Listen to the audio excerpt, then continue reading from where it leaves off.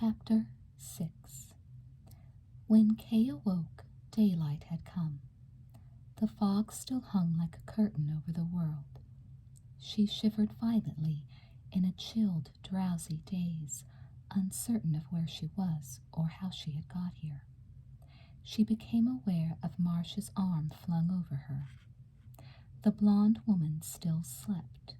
She looked down at Marsha's small hand, the nails long, like dripping drops of blood. The hand reminded Kaye of the claw of a bird of prey.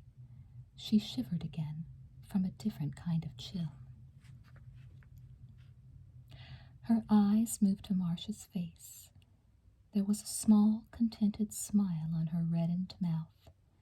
"We will live together from now on," Marsha had whispered last night.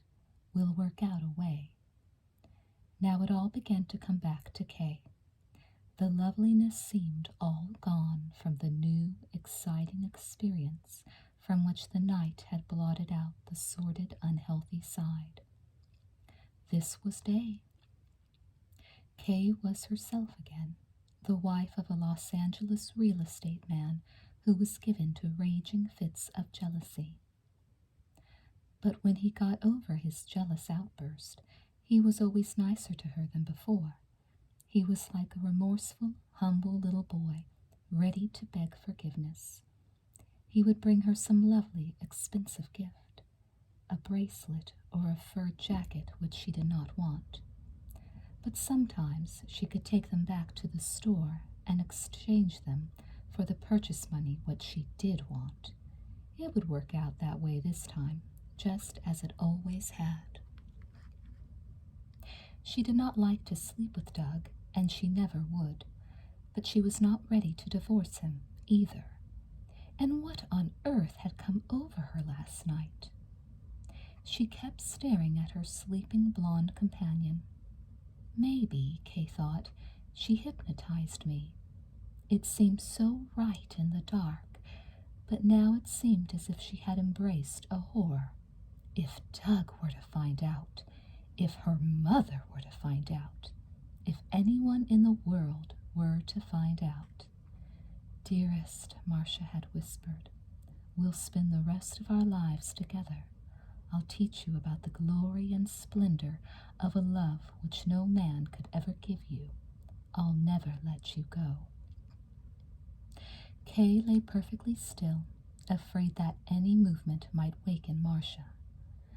She had always thought of her mother as a jailer. At moments, she thought of Doug as a sensual beast who wanted to own her body.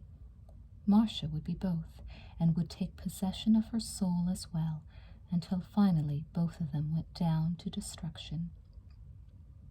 "For a time," Marsha had said, "you can pretend to go on with your marriage as if nothing had happened.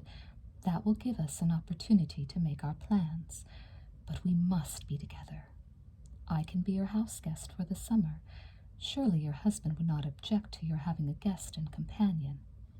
And what a booby trap Kaye would be setting for herself if she consented to that arrangement. Marsha forever watching for her chance when Lucy was out or asleep. Then there'd be a tapping on the door, the low, caressing whisper, "May I come in, dear? The coast is clear." Feeling Marsha's eyes forever watching her, no matter who was around. Marsha's eyes following her. Marsha's burning desire like a slimy snake, forever coiled in her consciousness. "I thought your mother would never go out, my darling. She drives me crazy. Do you suppose she's suspicious? Oh, Kaye, darling, waiting is such torment. I've got to get away from her," Kaye thought. "I don't ever want to see her again. I won't let her get a hold over me. I'm afraid of her."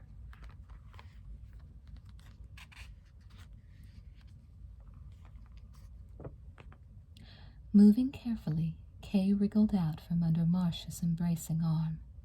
The blonde woman stirred, but she did not waken. Kaye fastened her dress, grabbed her bag, and headed on a run for the flight of steep wooden steps which led up to the street. She was breathing hard when she reached the top of the steps. She sagged against the cement wall of a small apartment building to catch her breath. After a moment, she took a mirror from her bag. She pushed at her hair and made up her lips. The night had played havoc with her face. Her eyes were sunken deep in dark hollows, and in spite of her suntan she had the pallor of illness, and that awful shaking from chill. It kept taking hold of her in periodic spasms. Even her teeth chattered, and when she went to return the lipstick to her bag, it slipped from her stiff fingers. She leaned down to pick it up, and everything in her bag spilled. Coins, tissues, cigarettes, matches, odds and ends. By the time she got it all together, she was crying tears of self-pity. She wanted a cup of coffee. She wanted to be back home, safe and warm, looked after by Doug. She was no longer angry at him about what had happened yesterday. She wanted to get home and say to him, "I am a very bad wife and a bad naughty girl, but please forgive me, please be kind to me." And he would be kind. Doug turned into a beast when passion took possession of him, but he could also be as kind and tender as a doting father. Kaye wished that she could remember her own father more clearly. If her father had lived, her whole life might have been different. Maybe Lucy would have been different too. Her pension from the army had been much too small for two people to live on. Fear of poverty and want had driven Lucy to making the acquisition of money the driving force in her life. She thought, "I'm always blaming other people when things don't go to suit me. I don't try to see their side of things." Lucy had made great sacrifices for Kaye. She could have married again, or she could have gone out with men and had some enjoyment in life. She had chosen to do neither. Lucy did sacrifice her own life to get Kaye raised, to see that her daughter got a chance at some of the luxuries and good things of life. Lucy deserved something in return, and so did Doug. Doug had a perfect right to expect what any man expected of a young, healthy, beautiful wife. It was not his fault that Kaye happened to dislike sexual intercourse with him. "I'll go home and start being a good wife," Kaye decided. Her thoughts were running like the contrite thoughts of a little girl who had behaved badly and was eager to make amends to those who loved her. For the moment, she had washed her mind free of everything to do with Marsha. Now the blonde woman did not exist, and last night on the beach had never happened. It was like a strange nightmare. Now she had waked up. She was going home. She was in a great hurry to get there, but it was still very early. She was still shaking with chill, and she must find hot coffee. She walked a block to the highway. None of the shops or markets opened until 9 o'clock. She stopped at the corner, trying to decide whether to walk the 7 blocks downtown to the nearest drugstore. Her thoughts drifted back to Doug. There had been no bounds to the hate she had felt for him yesterday evening. Now she was eager to get back and make her peace with him, to be reassured of his love. If her feelings could change like that, between night and morning, how could she be sure of what she really felt and wanted? And which was the real Kaye? Or was she two distinct people inhabiting one girl's body, one evil, the other good, the one hating enough to kill, dissolving into the other personality who wanted to embrace and be forgiven? Or was she deliberately avoiding the real issue? She forced her weary, confused mind to admit that Marsha was the real issue.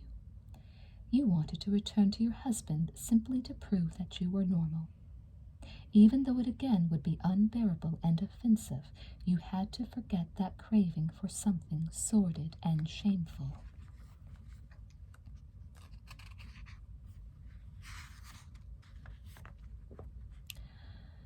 The raw, biting air came up from the ocean. She felt as if she were going to keel over from cold. She walked a few steps and found herself at the red door of a little cottage. A sign tacked on the door read, "Personality Charcoal Sketches, Kinney Collins. Beneath the sign was a typewritten card. Studio closed until further notice. Kaye had to knock 3 times before the door opened. Kinney wore a wine-red dressing gown. Kaye wondered what made him look at her so queerly. She tried to see over his shoulder, wondering if his heavy-set blonde friend was around. Kaye had heard the gossip about those two living together. If there were any truth to it, it was unlikely that Kinney would let her in. Her understanding was that such bachelor establishments were not open to female visitors. "I'm here to beg a cup of coffee," Kaye said. "I'm so cold, I'm about to shake to pieces." "What the hell have you been doing? Swimming? On a morning like this?" Didn't she have any sense at all? Kinney took her inside.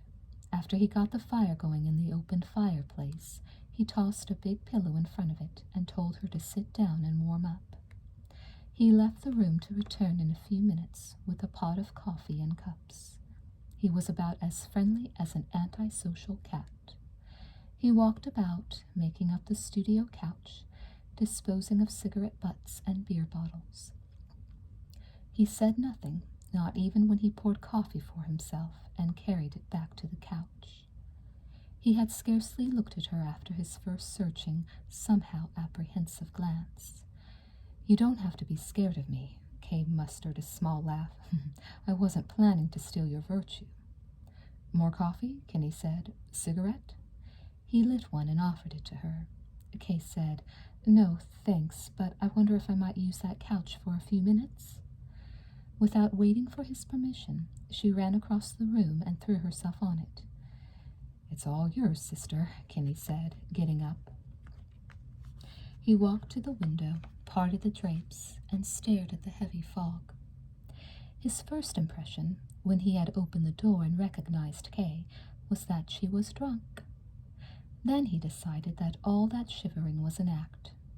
It wouldn't be the first time some predatory female had taken a gander at Kinney's nice, lean body, his handsome face, and resorted to extreme measures to get the good old ball of sex rolling. Now he didn't know what to think. Turning back to her, he saw that she was hugging herself with her arms and seemed to be shaking with a chill that was the real McCoy. He found a blanket and covered her with it. Then he sat on the couch beside her and took hold of her hands. They were icy. He rubbed them between his own until he felt the circulation coming back into them. The setup puzzled him. He understood that she was a married woman with a middle-aged husband who was very much in love with her, a home of her own not half a dozen blocks away. So what was she doing walking the highway at 7 in the morning? He watched her closely as he waited for the color to come back to her lips, which looked blue. He had wrapped the blanket tightly around her, but it did not hide nor distract from her magnificent, rich curves. He smiled thinly to himself. A bound-up bundle of sex appeal, he thought, as he felt a sudden ripple of excitement course through his nervous system. It had been a long time since any girl had been able to arouse that feeling in him, and it was good to know that he was still capable of the good old male urge. Or was he? It wouldn't be the first time his imagination had played tricks on Kinney. He kept rubbing and manipulating her hands while he studied her with new eyes. He had been too lush that night when he did his quick sketch of her to see anything but a free and easy girl who was having a night on the town. The bars of every Southern California resort town crawled with such women. They sickened Kinney. Liquor and men, it was all they were capable of wanting with their licentious bodies, their empty minds. Automatically, his cynical brain catalogued every woman he found in a bar as that type. Or else, as occasionally was the case when they traveled in pairs, they were strictly allergic to all men. Suddenly Kaye sat up, throwing off the blanket. "Feel warmer?" Kinney asked. She nodded. "I'll go now." She apologized for disturbing him. I suppose you're wondering what happened to me. Kinney stared at her, frowning. Everyone has personal problems and difficulties. I don't believe in mixing into things that are none of my business. I have a husband and a home, Kaye said. There was something in her voice that seemed to be begging him to believe that she was a nice, respectable person. The main trouble with my husband, she went on, he's a jealous man, terribly jealous. Kinney got up. Listen, he said, have another cup of coffee. It'll do you good. I don't want to hear about your jealous husband. But I want to tell you. I have to tell somebody. Why? She took the coffee he handed her, and for a moment she gave it her whole attention. After a few sips, she looked up at him. I need help. Do you suppose a person could get a chill because she was still and cold inside with fright? She faltered, because for the first time she had seen herself as she really is. He was on the point of telling her that he was no doctor. He hadn't the faintest idea of what could bring on a chill, and he'd thank her to finish her coffee and be on her way. The solemn, intense look in her eyes stopped him from saying any of it. She was anything but the petite type of female who tried to appeal to a man's protective instinct. Nevertheless, Kinney had the feeling that she was a scared, vulnerable kid desperately in need of help. To have her turn to him gave him a good feeling. Chapter 7. His tone was almost paternal as he sat down beside her. If you've got to spill something to somebody, go ahead, child. Did your hubby catch you with another guy, beat you up, and toss you out in the snow? Kaye stirred the spoon around and around in her cup. Don't try to make a joke of it. What happened isn't any joke to me. Remember that sketch you made of me a few nights ago? Nodding, Kinney lit a cigarette. Then he sat quietly smoking, listening, while she told him how the picture had started it. There was every reason why he should have been annoyed at this recital. The last thing he wanted was a homicidal, jealous husband on his tail. Nevertheless, it was surprisingly pleasant to be sitting here with a beautiful woman making him her confidant. Her husband, he decided, must be a fool, going into a tailspin because someone had sketched his wife's picture. That was a damned good picture, Kinney stated emphatically. He did his best work when he was tight.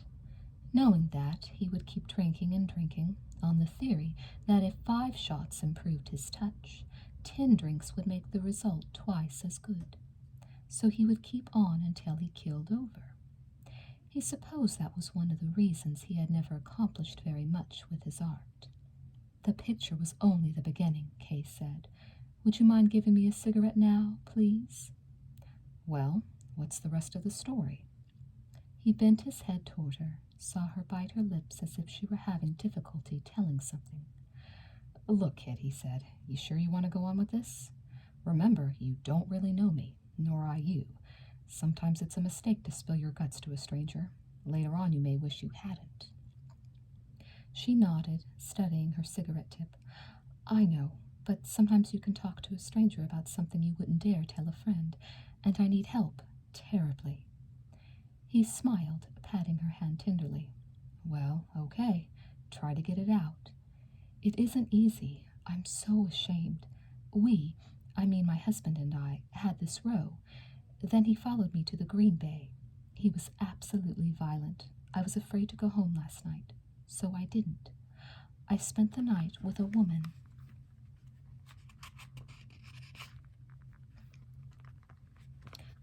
Friend. I found out she was a lesbian. She faltered over the word, her face flushing a deep crimson. The blonde dame? Well, it takes all kinds to make a world, he observed, extravagantly casual. There's a lot of that around these days. Why let it floor you? Is it the first time you've been approached by a woman on the make? No, Kaye said. Then, forcing herself to be blunt, she brought it out. But it's the first time I've had any reason to believe that I myself might be inclined that way. Kinney inclined his head, studying her. Then a shudder streaked through him. for in the deep ridges of his mind he saw how loathsome and grotesque he would seem to her if she understood that he was cursed with the same hell of self-doubt and wondering. He saw it in the contempt which for the moment was turned in on herself. He said quietly, "Comparatively few people are altogether heterosexual, Kaye.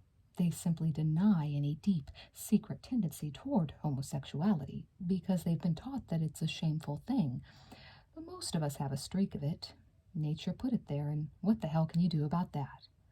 "I know," Kaye nodded. "I've read that.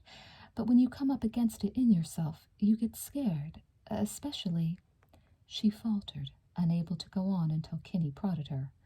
"Especially what?" She brought her eyes up to his, hesitated, and the quiet between them lasted for the better part of a minute.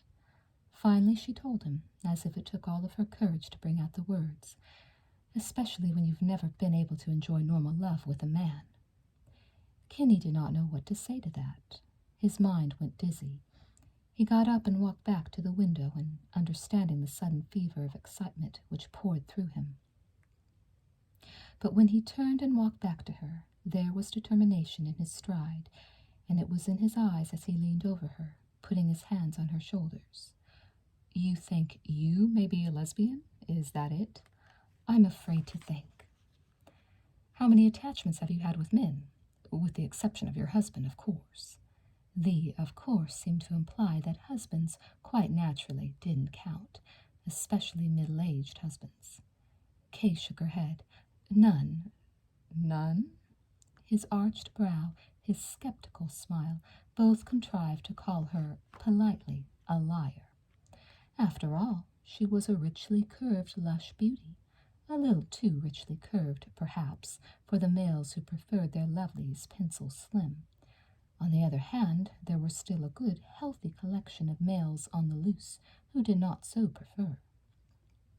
These gents subscribed to the school of thought that it would be a mighty fine thing if the old days could return, complete with womanly bosoms which, upon investigation, did not prove to be an engineering device of steel in some designer's imagination. The days in which a pair of broad, swinging hips were taken to be one of nature's finest masterpieces. "Do you expect me to believe that statement, child?" Kaye moved restlessly under his hands. "Stop calling me child, as if you were old enough to be my grandfather. I'm not trying to prove anything, I'm just telling you. Okay, physically you were still a virgin when you married. Mentally, psychologically, you still are. That's your story. How come?" It was quiet for a moment, with Kinney still holding her and staring down at her.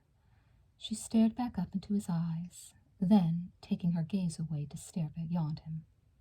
Finally she whispered, "That's what I'm asking you. How come? Other girls go overboard because they cannot help themselves, but not me." She laughed harshly. "Good old desire that leads a girl up the garden path. It never came knocking at my door." He continued to gaze down at her.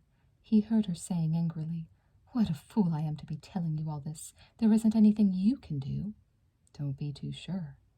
She gave him her eyes again. Slowly creeping into them came that unmistakable look which women so often gave him. His gaze surveyed her thoroughly. Under her thin, white dress, her upthrust breasts were firm and exquisitely curved. With his appreciative artist's eye, he realized that he had never looked at a more beautifully designed female. With his man's eye, he liked her exotic coloring, her soft lips promising a passionate yielding to a man's seeking mouth.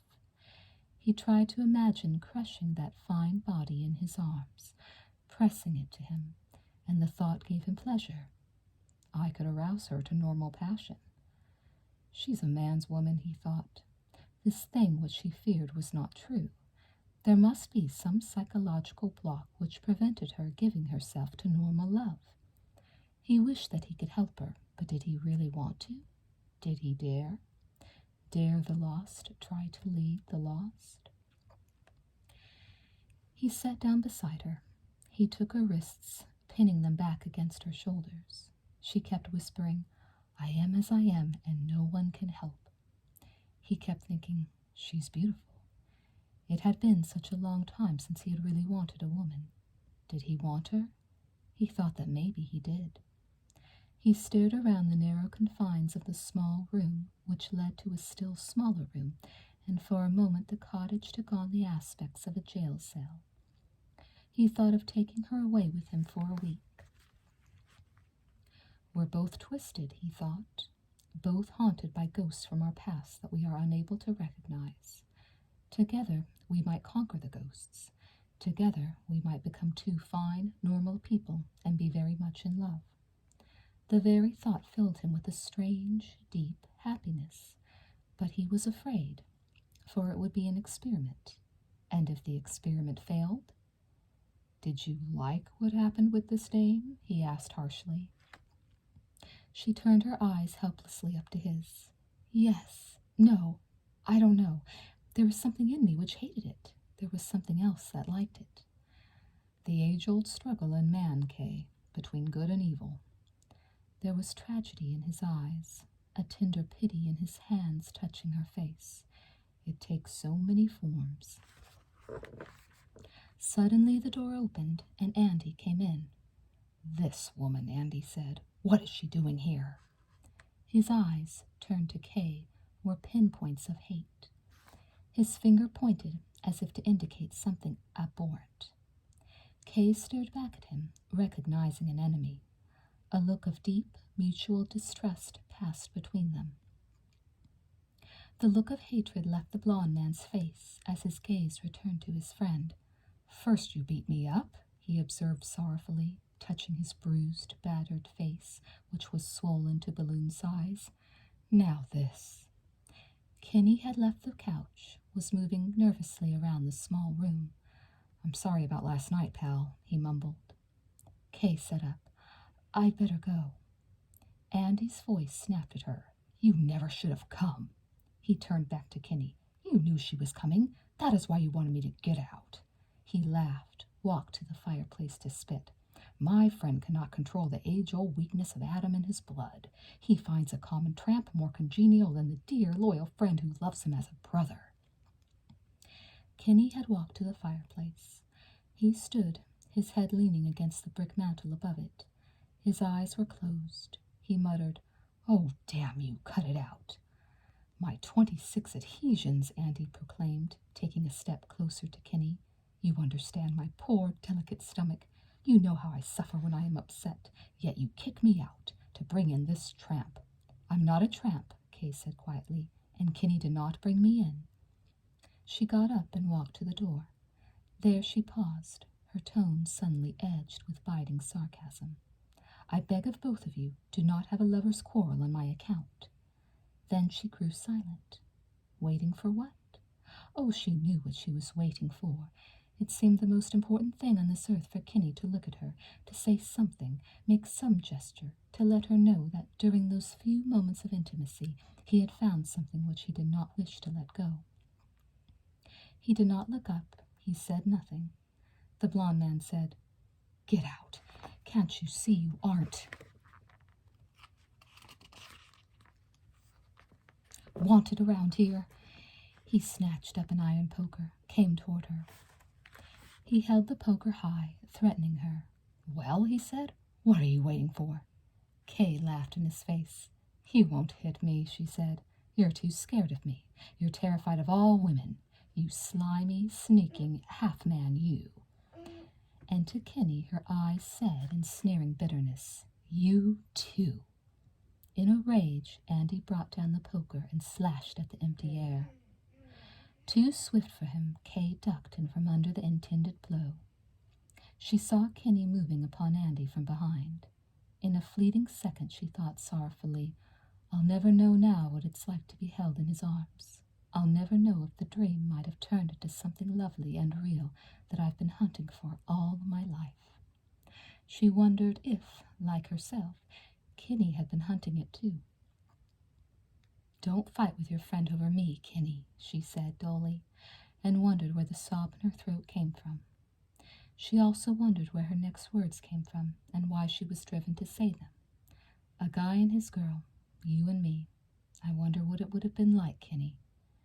She never knew what his reply was, or if he made one. She was frightened. She had to go home to Doug, to protection. The slam of the door behind her was like the final bang of doom. Then she was hurrying along the street. When she reached home, Doug was waiting to crush her in his arms. "He's been like a demented man," Lucy said. "I've never seen such an adoring, worshipful husband in my whole life. I'm telling you right here and now, so Doug can hear me. Very few girls in this world are lucky enough to have the love of such a fine, devoted, faithful man." Doug was still clutching her to him. There were tears in his eyes. "Honey," he said, "I've been half crazy, just as your mother says, wondering if something awful had happened to you. Last night I behaved like the drunken idiot I was. I was so afraid I'd driven you away from me. Are you sure you're all right, sweetheart? Are you really here in my arms, safe and unhurt?" Only Kaye understood that she was not all right, that she would never feel really safe again. Chapter 8. "I'm all right, I'm fine," Kaye said, closing the dramatics in the conversation. She hoped. If they'd only let it rest, not start asking questions. But Lucy was not a woman to let anything rest. "Where were you all night?" she demanded, "while poor Doug was eating his heart out worrying about you?" They were in the kitchen where Kaye had gone hurriedly on the pretext of making coffee. Lucy saw to it that everything in the modern kitchen was kept shining clean. When she wasn't over at her apartment, patching the roof or putting new washers on leaky spigots, she was here, scrubbing, waxing, polishing. "Wearing myself to skin and bone," she would say to Kaye. "Keeping things nice for you so you can keep your hands soft and pretty, the way Doug likes them."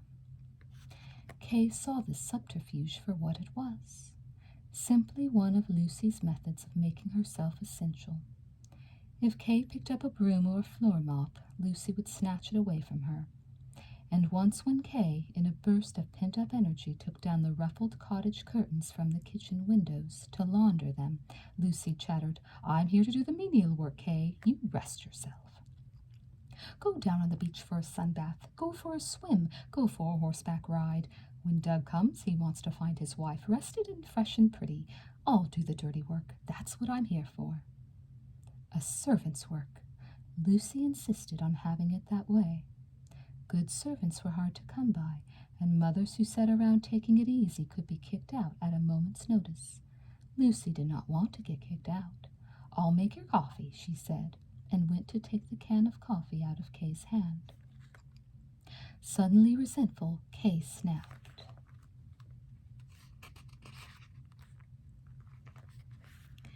"This is my house, not yours. I'll make my own coffee."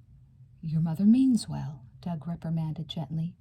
"She never did appreciate me," Lucy whined. "Of late she's been more ungrateful than ever. I'd like to know what's got into her. I'd like to know where she was last night. Walking back as independent as you please. Never a word of explanation. Then telling her own mother she isn't wanted here any more." Lucy started to cry. Biting her lips angrily, Kaye went about making the coffee. When the water began to bubble in the silex, she felt a savage desire to hurl the scalding liquid in Lucy's face. Doug was studying his watch.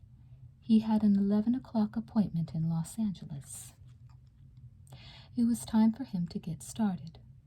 For a time he had been too sick with relief at having Kaye back to ask embarrassing questions, but Lucy had brought it back to his mind. "Before I leave, I think you owe it to me to say where you spent the night, sweetheart." Kaye, giving him a baleful look, said nothing. "Something's got into her," Lucy wailed. "After all, dear, I am your husband." "Did you expect me to come home after your drunken performance last night? Making a spectacle of yourself in that bar, manhandling me, insulting my friend?" "I'm sorry about the whole occurrence," Doug said heavily. "I drank more than I should have. I should never take more than 2 highballs. That's my limit." "It's the limit the way she talks to her own mother. But wait until I'm dead and gone. Then she'll realize there's no love like a mother's love." Lucy sighed deeply, feeling very, very sorry for herself. "I won't be followed around like a moral delinquent who has to be watched." Kaye poured coffee and tasted it. It tasted vile. So did the cigarette she lit. Anything would taste vile, the mood she was in. In a sense, Lucy was right. Something had got into her. She carried the coffee over to the small, drop-leaf metal table with the shiny red top. She pushed one of Lucy's geraniums out of sight. And I won't have a drunken husband slugging me and insulting my friends. I'm more sorry than I can say, Kaye. If it was that blonde tramp you insulted, I'd say you did exactly the right thing, Doug. I wouldn't trust that witch as far as I could throw her. She happens to be my friend, Kaye said. I'm deeply sorry, Kaye. Heaven knows, when I'm myself, I do try to be a gentleman. In many ways, Kaye is nothing but an impressionable child. That woman is a bad influence, you mark my words. No good will come of Kaye's running around with that phony interior decorator. Pushing aside her coffee cup, Kaye stood up. I've taken all of that kind of talk I mean to take. If you can't speak decently of my friends, Mama, you can pack your bags and get out of this house. Now, sweetheart, Doug said, that's no way to talk to your own mother. Just wait until I'm dead and gone and cold in my grave. Then she'll understand the depths of a mother's love. Kaye was shaking. She poured more coffee and sat down again. She stirred sugar into the coffee with a trembling hand. She'd been through too much. No human being could be expected to go through the emotional upsets she'd experienced during the past 20 hours and not show the strain. She had no desire to fight with Lucy or with Doug. All she wanted was a little peace, to be allowed to crawl off quietly to herself while she tried to straighten out the confusion and turmoil in her brain. But when you were nagged and jabbed at, it took more strength to remain calm than to raise your voice and tell both of them where to get off. She looked at Doug. If you don't get started, you'll never make that appointment. I can't go until I'm sure everything is all right between us. He walked over to her, bent down to kiss her. Kaye turned a cool cheek to his lips. That's a fine way to treat a husband who wants to be loving and kind, Lucy observed. I knew a woman whose husband got a divorce because she refused to kiss him on the mouth. Kaye jumped up in explosive rage. You get out of my house, she ordered Lucy, who sobbed that she was only trying to advise Kaye for her own good. I won't have you around, sticking your nose into everything that goes on. Now, sweetheart, Doug said, she's nagged and bossed and deviled me my whole life. I don't have to take it any more, and I'm not going to. If she wants to stay, she can keep her mouth out of my affairs. Doug patted her comfortingly. We've all had a hard night. We're saying angry things we don't really mean. I apologize again for the way I treated your friend, dearest. To prove that I mean that very honestly, you have my permission to let her redecorate any of the rooms you'd like done over. You want that, don't you? Kaye's heart pounded. That was a concession on Doug's part, but did she really want to bring Marsha in to redo the house? She felt a strange twinge of excitement at the prospect, and then she felt an illogical contempt for Doug. How stupid he was to give in like this. I don't approve of that at all, Doug, Lucy said flatly. Mark my words, you're making a mistake. Doug smiled at Kaye, who gave him a wavering smile in return. If it will make you happy, you go ahead. He bent his head to kiss her again. I love you very much, he whispered.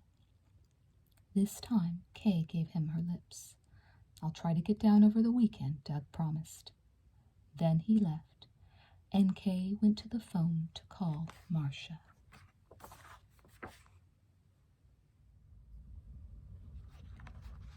Chapter 9. They arranged to meet at 2 that afternoon. Kaye said that she would bring her car. She proposed that they drive up the canyon to the stables, rent horses, and go for a ride.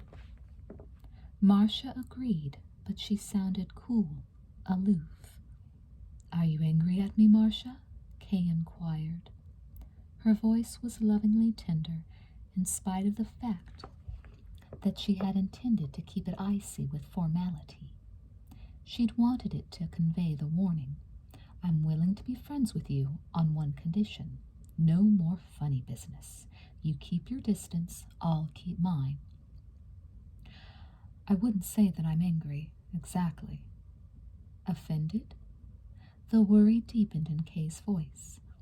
I suppose you didn't like it that I left this morning without waking you. Then she was struck by a worrisome thought. Hold the phone a minute, Marsh. And she got up to make sure Lucy was out in the garden. She was, making herself indispensable again. Tugging at roots, preparing to prune the hedge at one side of the house. Kaye returned to the phone.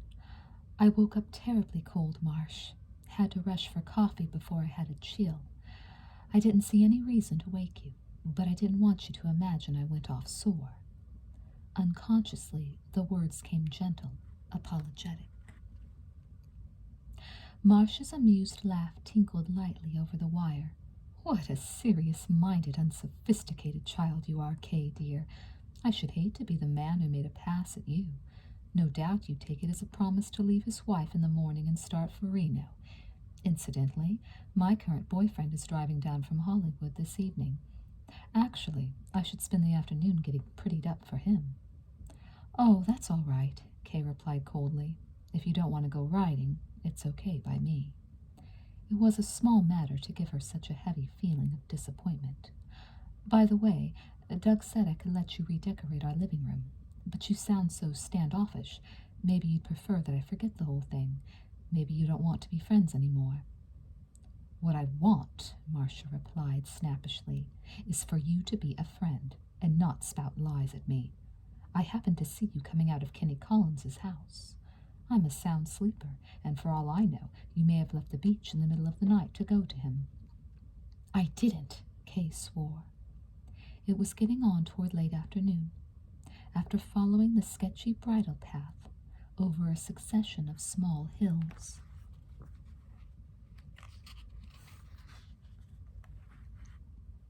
Brown under the California sun, they had found a secluded spot in a grove of eucalyptus trees. A small stream, drying up for lack of rainwater, moved slowly at their feet. Way in the distance, through the shimmering summer heat haze, they could glimpse the silhouetted outline of a rugged mountain peak. Their horses, at a distance, stood patiently. I did not spend the night with Kenny Collins, Marsh. I don't want Kenny. You don't know what you want. Kaye threw herself back on the ground, clasping her hands around her head. She stared up at the snatches of pure blue sky which could be glimpsed through the trees. You're probably right about that, Marsh. Let's put it another way. Say I'm afraid of wanting something that seems wrong and nasty to me. You fool, Marsha scoffed, leaning over her. You dumb, stupid fool. That cloddish mind of yours. So scared of something the herd doesn't approve of. Well, go along and run with the herd, damn you. Turn your back on something that could be more beautiful than anything you've dreamed of. But before you do so, first tell me this. Have you found happiness following the herd? Have you ever been as happy as I made you, as last night? Kaye looked up into those staring, brilliant green eyes which bent to hers. She was aware of her own tears. I can't help the way I feel about certain things, Marsh. I wouldn't want to go on for the rest of my life feeling different, ashamed to look other people in the eye. Even as it is, I get awfully lonely. I always have. As a kid, I wasn't allowed to have friends. Later on, I was shy, sort of scared to be friendly with people. But I think that kind of loneliness would be perfectly awful. Some woman wrote a book once, The Well of Loneliness. I should think it would be exactly that. It frightens me to think about it. Doesn't it frighten you, Marsha? Don't you hate the idea of being shut off from other people by something in your own nature? I hate men. Do you understand me? I hate every man who ever walked the face of the earth. I have no hate left over for anything else. She grabbed Kaye by the shoulders. There was violence in her gaze, in her tone. Right now I hate you, Kaye, because of your stupid, narrow mind, because you're so wishy-washy in your ideas, nothing but a rubber stamp of what other people think. Mama says lollipop isn't good for baby, so baby says no thank you, lollipops will make me sick. Mama said so, and I always listen to my mama.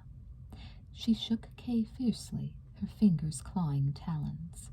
I guess you're the kind, if the world said it was good for you to eat snails and cockroaches because everybody else was doing it, you'd start eating snails and cockroaches, even if you had to puke after every meal. You want to puke every time that husband of yours comes after you, but you go right on trying to stomach your medicine because that's normal. That's the dirtiest kind of relationship I can think of, being clawed and pawed by an animal man who makes your flesh creep. But it doesn't make you feel dirty because you've been told that's as it should be. Well, I've got some surprising news for you, Kaye. It isn't clean, and it isn't as it should be. It's the dirtiest, nastiest feeling on earth, and if you'd be honest for once in your life, you'd admit it. It's all so complicated, Marsh, Kaye said helplessly. The love I've had in my marriage doesn't seem right, but that doesn't mean the other thing is right either. I'm so mixed up. I don't know what to think. You're trying to make something that's wrong seem right because another thing seems all wrong. It doesn't have to add up that way, Marsh. The tears came hard then, streaming down her cheeks. She rolled her head from side to side, trying to get away from something in Marsha's eyes which terrified her. The intensity of deep feeling or of madness? She breathed deeply. Sometimes it seems so hopeless, trying to find the right answer to what you want. Marsha's delicate nostrils dilated. I never had any trouble finding the right answer. I discovered what I did want by the very simple process of finding out what I didn't want. She laughed shortly, and that was so very easy it was funny. Men, not any beast of a man. That was what I didn't want. Oh, sure, I've had men, just as a bull in the ring lifts the bullfighter on his horns. Out of love and affection? Her laugh jarred through the quiet woods, like hell, for the purpose of ripping the guts of the fighter to a bloody, sickening mess. That's why. She moved a little away from Kaye. Kneeling still, her gaze moved off into the distance, through the woods and down the years. I was born in one of those small, isolated Pennsylvania communities, which was a hotbed of fanatics. All the men wore beards. That, for some reason or another, was supposed to prove they were against sin. They spent their lives casting out devils, working their horses to death in the fields, working one wife after another to death in the fields and in the bedroom. I don't mean they were bigamists. It was just that as soon as one wife died from the strain, they'd take another. My old man was one of the loudest shouters against lust and other assorted temptations of the devil. He was also a ball of fire at reproducing himself. A new kid every 9 months on the hour. As soon as I was big enough to stand up at a keyhole and listen, I'd hear him putting Mom through her paces. A few hours after her 9th baby was born, I heard him at it again. Mom cried, "You'll kill me, Joseph." And Joseph thundered, "It is the law of nature for the woman to submit to her husband when he has need of her." Mom moaned, "I can't take any more." And Joseph said, "You must, for this you were created, woman. Now be quiet and submit." I heard Mom crying, like a helpless animal being beaten half to death. I started to cry too. You'd be surprised how much I cried as a kid, until I learned to laugh. I've been laughing ever since at the wondrous, high and mighty, masterful male whom women is born to adore and obey, to hear them tell it. Marsh, please don't tell me any more. Now I can understand better why you're prejudiced against men. But it makes me shudder to hear it. You should try to forget it. Why should I try to forget? I don't want to forget, and you haven't heard the half of it. Didn't you know there were fathers who roared against the sinful beast in man, and let their own beast prowl where it liked in the dark of the night? Does it make you sick at your stomach to hear me say that? Well, get a little sicker. When I was 11 years old, Mom got TB. She took a long time in dying, and that posed quite a problem for the old man. He didn't dare take to the highways and byways. Too much danger of getting found out. And he didn't want Mom any more, too afraid of catching the disease. About the only safe place was the ramshackle lean-to off the kitchen where little Marsha slept. Marsha, please, please what? Consider your finer feelings? Dear, the sooner you get rid of your finer feelings in this lousy world, the better off you'll be. Once you face human beings for what they really are, you won't be so quick to govern your own life by the rules and standards laid down by a lot of hypocritical apes. I was just 11, remember. I was just developing into a woman. The old man came sneaking into my lean-to around 2 in the morning. There was a full moon. I could see the tail of his nightshirt flapping. I could see that thick beard coming down at me. He clapped his hand over my mouth to keep me from screaming. To this day I can smell his filthy hand. He never really washed himself. He never cleaned the barnyard dirt out from under his nails. To this day I can hear his animal grunts and groans. I can see the whites of his eyes. Does it curl your hair to hear about it 20 years after it happened? What do you think it did to me to go through it? Silent then, Marsha's eyes were transfixed on space. It gave Kaye an eerie, creepy feeling to watch her. At the same time, she felt relieved. Such a hideous experience was enough to explain Marsha's abnormality. Well, thank heavens she had never been through such a psychological shock, Kaye thought.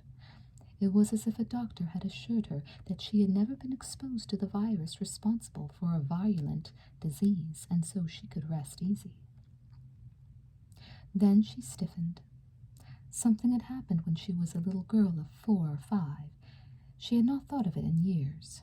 Now she remembered, as if a spotlight had suddenly discovered and focused on an ugly, slimy, rotting body which had been buried deep in a dark hole. Marsha was at it again. Right after my mother died,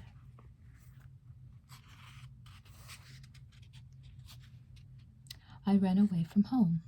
I've never been back. I was terribly ambitious to get enough of an education to be somebody, to make money.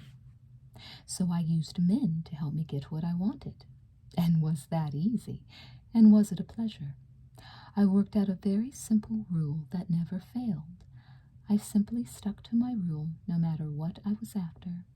Nourishing food, a decent place to live, good clothes to put up a front, a job, an evening course at school that would qualify me for a better job.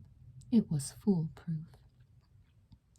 Marsha had moved to a more comfortable posture. She was sitting with her legs stretched out, leaning on one elbow and smoking a freshly lit cigarette. The smile of a malicious, triumphant cat was shining in her green eyes. Always pick a married man. Maybe he was the art instructor, maybe the boss of the job, maybe the timid little lecher who was married to the masculine-looking gal who owned the shop where I wanted to buy my winter outfit. First compromise him, then let him have it straight between the eyes. Pay up or else. She started to laugh, and kept it up until tears of laughter streamed down her cheeks. Oh, it was so easy. It's always so damned easy to get them where you want them. If it's hate that drives you on, and you don't forget it. Hate the damned so-and-sos. That's the way for a woman to get ahead in the world. Love for a man. Marsha spat out the phrase. All the nonsense that's talked about beautiful romantic love. Well, here's some more news for you, Kaye. When a woman falls for that kind of love, she's walking into a booby trap. She's asking for the dirty end of the stick, and 9 times out of 10 she gets it. Lure them, get them, and make them pay. That's my rule, and it works. Kaye squirmed uncomfortably. A terrible confusion filled her mind. She felt as if part of her lived in a world of childish fantasy, refusing to move on. Marsha was bent on pulling her out of it. Blackmail, she said, faltering over the word. Sure, dopey, blackmail. Marsha raised herself, leaning over Kaye, her wide eyes brilliant, contemptuous. What's so shocking about that? The moronic teachings of your childhood again? A gal helps herself to a little bonus from a man's checking account. That's terrible. A man helps himself to a woman's chief stock in trade, and that's just part of the game. All very fair for the man to get away with what he can. So I'll tell you how that goes. I'll tell you how Ned Randall has been trying to play me for a sucker. He's my pretty little man from Hollywood. He wants me in the worst way. Kaye jumped up suddenly. I don't want to hear any more, Marsh. Her mind was running back to that incident in her childhood. With the memory came that dizzy sensation which so frequently had been taking hold of her of late. She started toward her horse, which had become entangled in its reins. Afraid that she was going to faint, she stopped to support herself against a tree. She pressed her cheek to it and closed her eyes. Marsha had never tried to close her eyes to her nightmare. But I did, Kaye thought. My mind blanked it out. Of course, I was very young at the time. 5 years old at the most. I suppose my sweet, innocent little mind didn't know what else to do about what happened. I was so afraid of being punished. Lucy was always punishing me for something that wasn't my fault. Daddy was still alive, and they were going to the General's dinner. Private Bob Barber, that was his name. He was big, with coarse features and shiny black eyes. Come to think about it, Doug looks a lot like him, only older, of course. I don't guess he was more than 18 or 19. He was ordered to our house to make sure everything went okay while they went to the General's dinner. A babysitter for the army brat. He didn't really harm me. He'd had too much to drink, and maybe he didn't even know what he was doing when he came into my bedroom and put me on his lap and insisted on changing my nightie. Well, that was about all there was to it. And maybe the whole moral was that big, husky, earthy, enlisted men shouldn't be given the duty of looking after little girls left in the house alone.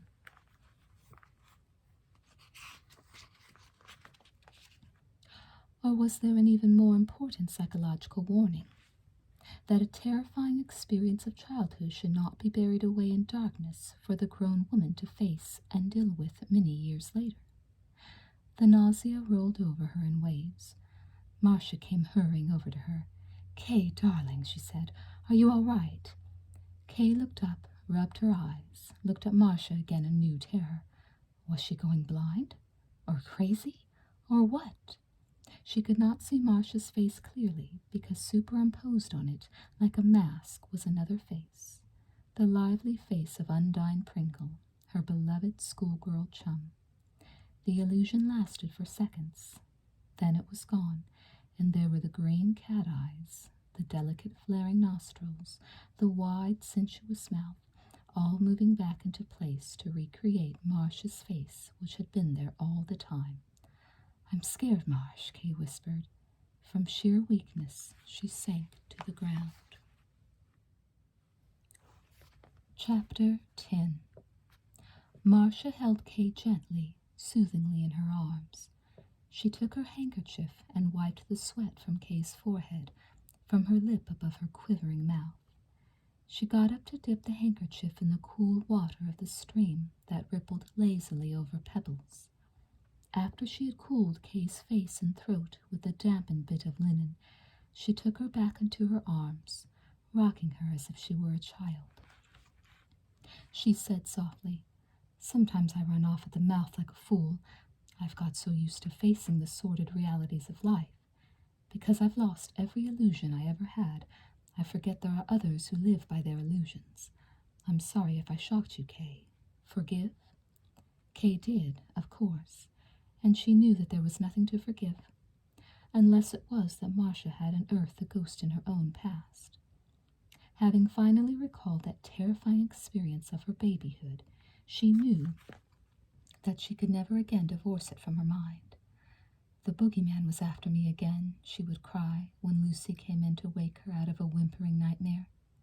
Night after night after night it came back when she slept, and the horrible goblin always wore the leering, drunken face of the soldier. Nonsense, Lucy would shake her with impatient hands.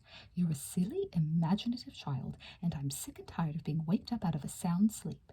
There is no such thing as a boogeyman. Now forget that nonsense and go back to sleep. So Kaye had gone back to sleep. In time she had forgotten, and it had taken all these years for her to remember it again. Did that childhood horror have anything to do with her physical dislike of Doug, which she was unable to overcome? She sat up presently. "I'm all right now," she told Marsha. "It must be getting late. We'd better go." But Marsha did not stir. "There's no hurry," she said. "It won't be long until sunset. We can see it from the top of the hill. It makes a lovely reflection over the ocean." She leaned toward Kaye again and told her to lie down. "Turn over on your tummy and I'll give you a massage. You're all tied up in knots. Now try to let go, dear. All that nervous tension is bad for you." Kaye lay face down, her eyes closed. It was pleasant to feel the warm earth under her, to listen to the small sighing sounds of the trees. She opened her eyes and saw a small, frightened, bushy-tailed creature scamper into the grove. A wild squirrel. She smiled contentedly, closed her eyes again, and felt Marsha's strong, expert fingers manipulating the bare flesh under her riding shirt. She felt a strange, deep peace which lasted until suddenly the image of Kenny Collins came to her mind with all the impact of a fierce physical blow. Marsha's hands, very gentle, were coaxing her to turn over. "I'll give your shoulders and chest a little massage," Marsha said in a whisper. "It will make you feel awfully good." "Take your damn hands off me," Kaye sat up with a jerk. "Let me alone, do you hear me?" "I hear you, Kaye." Late afternoon shadows were creeping through the grove, and the gray-white trunks of the eucalyptus trees were taking on the eerie look of towering, grotesquely formed ghosts. "I don't want to have anything more to do with you, Marsha. I'm not going to walk over a precipice with my eyes wide open." Kaye's head felt on fire. She clutched it with shaking hands. "Are you sure you mean that?" "Think carefully, Kaye. This may be more important than you think." "I know it's important. It's not that I don't like you, Marsh, but I've never known anyone like you before. You tell me strange, terrible things. You frighten me. I've longed for a close woman friend, Marsh. I've never had a close friend since I was 14, when my mother broke up my friendship with a school friend. When you came, I thought maybe you'd be the one. I like you, Marsh, but I'm scared of this other." She stood up. "I'm going now. Are you coming?" The blonde woman rose slowly. She moved close to Kaye, caught her hand and held it tightly. "Is this final, Kaye?" "Yes." It was a low whisper. "How much has Kenny Collins got to do with this decision?" "How much?" "Nothing." "You lie. You're having an affair with him." Shrugging, Kaye turned back and walked slowly to where the horses were hitched. Marsha followed, silently, staring ahead of her with a terrible intensity. Then, in a rush, she made a flying leap and threw her arms around Kaye. She had the strength of an angry lioness. She made Kaye turn and look at her, forced Kaye to put her arms around her. "Kiss me, darling," she husked. "Kiss me goodbye." Something about her tone frightened Kaye. It held such tragic finality. "Goodbye forever," Marsha whispered, and clutched her close. "You sound crazy," Kaye said, and tried for a laugh. "Maybe I am. Maybe I've always been crazy. If so, then it's a good thing for me to die and get it over with. But just remember this when I'm gone, Kaye. I love you. I think you love me too, only you're afraid of the feeling of guilt. I wouldn't be afraid. I'd accept the guilt, anything for what we could have between us. I'd gladly bear the guilt for both of us." Again Kaye tried for a laugh. "I wish you wouldn't sound so much like a tragedy queen, Marsha. After all, this isn't a matter of life and death." "But it is." "What do you mean?" "I don't want to live, so I'm going to kill myself." She pulled Kaye's lips to her, kissed her lingeringly, pushed her away. "I'm sorry it had to be like this, dear. You'll think of me sometimes, won't you?" Kaye had no understanding whatever of the sudden insane impulse toward suicide which could take hold of a human being. She was watching it in action, and still she did not understand. She assumed that Marsha was putting on an act. It irritated her. Marsha was too damn dramatic about everything. She followed slowly, willing to allow Marsha to mount her horse and be on her way, alone. But Marsha was a poor rider. She did not know how to handle a horse, and the horse understood that. He grew ugly as soon as Marsha took the whip to him. "Don't do that, Marsh," Kaye called. "He'll throw you." "Sure," Marsha shrieked. "That's the idea. Goodbye, Kaye. See you in hell." Then she was off like a wild woman, deliberately whipping the horse into a frenzy. Kaye started after her, keeping as close as she could without inviting disaster for herself. She kept screaming to Marsha to take it easy. Marsha kept whipping the horse, tormenting it with her heels. They were within a quarter of a mile of the stables when it happened. Marsha deliberately forced her horse toward a barbed wire fence which enclosed a field where cattle were grazing. The horse stumbled, fell. When Kaye reached her, Marsha was lying helpless with a broken ankle. She was sobbing and cursing. "It's all loused up. I wanted to kill myself. Now it's all loused up. Damn it." Kaye got down from her horse and knelt beside Marsha.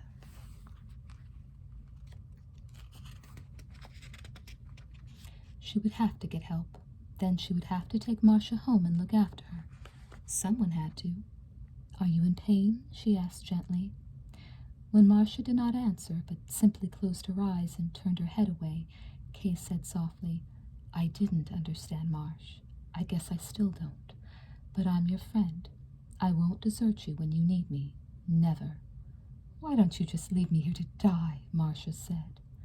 Kaye tried to laugh and was suddenly aware that her eyes were streaming hot tears. "Now don't worry," she said. "Just lie still and don't worry.